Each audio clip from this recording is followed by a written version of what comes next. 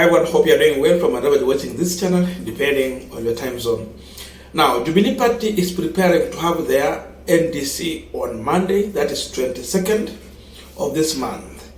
But then, they were supposed to hold this NDC at Bomas. And of course, you are all aware that they have been blocked. The person behind it will be William Samoei Ruto. Above all, it's like options are still there and they are valid. But then yesterday we saw Kanini Kega, who purports to be the acting Jubilee Party Secretary General, in a press briefing together with the other rebels from Jubilee Party, giving a statement, and in the statement they purport to have suspended the Jubilee Secretary General Jeremiah Kioni for a period of 2 years from the party. They also purport to have suspended the Vice Chair, David Murang'a, from the Jubilee Party for a period of 2 years because of gross misconduct. Again, they are also confirming that according to them, that the NDC that is going to be taking place on Monday has been suspended until further notice. Those are the statements from Jeremiah Kioni. And let me just quote what he said. There will be no NDC on Monday, May 22. And if they purport to hold it, then it will be basically treated like any other political rally. We have a constitution that needs to be followed. The NEC met and made changes to the party's leadership pending an NDC, which will be called in due course. NEC sat and determined that the NDC was not called procedurally. Now he's going for Uhuru Kenyatta, and that's what he's saying. The moment you cede to operate in an office, even if you sign the document, it will not have the force of law. I think Uhuru is just embarrassing himself. It's like he is just signing a document as a president, yet he is former president. That means Uhuru was removed, and we know who replaced Uhuru Kenyatta. And now, Jeremiah Kioni cannot sign on any document. It cannot be binding. Now, Jeremiah Kioni has also reacted on the same, and according to Jeremiah Kioni, the NDC is still there. Above all, after being denied Bomas of Kenya, already he's confirming to the party members that they have managed to secure 2 other venues for the meeting. That means the meeting is unstoppable. It will go on, and stopping or blocking Bomas, it was not the end of the game. Let me just quote what he's saying. We want to assure the delegates of Jubilee that an NDC will be there on Monday. We have secured another venue, actually 2 more. It has come to our attention that nefarious individuals purport to collect names for our NDC. And Akatayo. Now he's going for Jeremiah, for Kanini Kega. This is what he's saying. Can you imagine people putting themselves together and calling the former president into a disciplinary committee? The person who nominated you to Iyana, to parliament, who even funded your campaign when you are running for an MP. That one confirms that. In one hand, you have had Kanini Kega side with his team. And then the other side you have heard from Jeremiah Kioni. The question is, what is Kanini Kega looking for? And what is their position in the Jubilee Party? Who has the say in Jubilee? Is it the Jeremiah Kioni fraction or Kanini Kega fraction? Before we go deep into that, just a quick request for those who are watching and you have not subscribed, please consider subscribing. To the returning subscribers, I must say thank you so much, and again to all our viewers, please give this video a thumbs up. Thank you so much, and back to this discussion. Now, this case is very simple. Kanini Kega and his team understands very well that Kenyan politics is different. Party leader is more stronger than the party they lead. That's the nature of Kenyan politics. Ruto without Jubilee, UDA party without Ruto is not UDA party.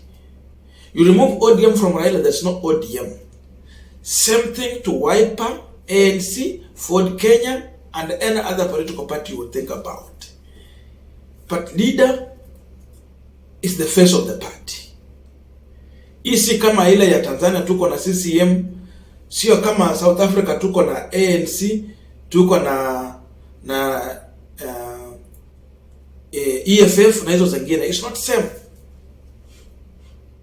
So the only far Kanini Kega can go, because it's being used by the state, that means he's working for William Samuel Ruto. The only far they can go is just to destroy Jubilee party. But they can never repossess Jubilee party using force. It will never work. So the only target you find they're looking for is to make sure they have destroyed Jubilee party completely and they leave it as a shell. Watch a shell. That's why you see they are not leaving the party. They are busy calling for pressure after pressure, issue statement after statement, go and cause chaos in the Jubilee party offices. But I can tell you, possessing Jubilee party can never happen. They cannot. Because if you check on Jubilee constitution, it is in favor of the party leader. And who is the party leader? Uhuru Kenyatta. If Ruto did not manage to wrestle Jubilee party from Uhuru Kenyatta when he had that huge amount of money, he never managed to do it. Will Kanini Kega manage this? Will it work? The answer is no.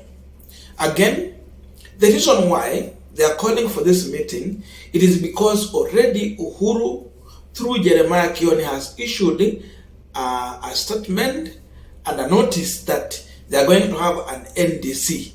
This NDC is meant to officially kick out Kanini Kega, kick out all the rebels in the party. So that now they will not be part and parcel of Jubilee party. Saizi wako na mtu anajiita acting party leader. Look at that. And you see, it's like Kanini Kega and his team knew that they don't have any powers when this meeting was called. Because what did they do? They took this matter to the court. They wanted to stop the NDC or delay it. In fact, what they can do is just to delay it. But after taking that matter to the court, the Political Party Dispute Tribunal ruled that Jubilee Party NDC matters should be taken to the Internal Disciplinary Resolution Mechanism, IDRM. So already they suffered a blow from the court. The court did not handle their matter. They are saying, apana, this matter, these are small issues, that is in-house matter that need to be resolved within the party. This is housekeeping matters. But because they know that they don't have that power, they ran to the court to delay, but the court refused. After the court has refused, they are coming to issue the statement here. So, Kanini Kega and his team, they are powerless. What they have made there in the statement is all hot air. What will be binding is the NDC that is going to be chaired by Uhuru Kenyatta, purporting to have expelled or suspend David Murang'a or Jeremiah Kioni is all hot air. What will happen is that Uhuru Kenyatta, through the NDC has called for, he's going to suspend or expel Kanini Kega from that party.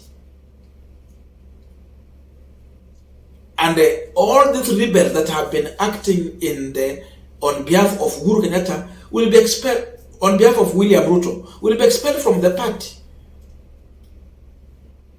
They will have no space. So they are only coming out to expose and embarrass themselves ahead of Jubilee Party NDC. This one is a sign of fear. It is a sign of, discomfort. These people are now worried that they are going to be removed from Jubilee Party. After that, they don't have any party. The only option they will have is to join UDA Party. But in UDA Party, someone like Kanini Kega should ask himself, do we have a member of parliament from where he was a former member of parliament? And if there is one, on which party ticket? Yes. That means even he don't have chance because UDA won election from his own constituency. This is a man who is between a rock and a hard place.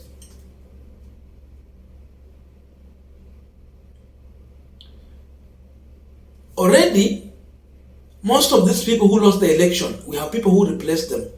Those who will have chance ni wale walipigiwa kura waende kwa hiyo chama na wajaribu njia nyingine. But I can tell you, all these issues you are seeing here shows the worry in Kanini Kega and the fraction that he is using to try and fight Uhuru Kenyatta. The end of the day, these people are going to be kicked out of the party. Their statement has no binding. And again, it is all about PR exercise. Their work here is to try and destroy the Jubilee Party and then leave it when it has already been destroyed. Again, the other target is the political party funding. That's what they're targeting. But at the end of the day, they are the biggest losers.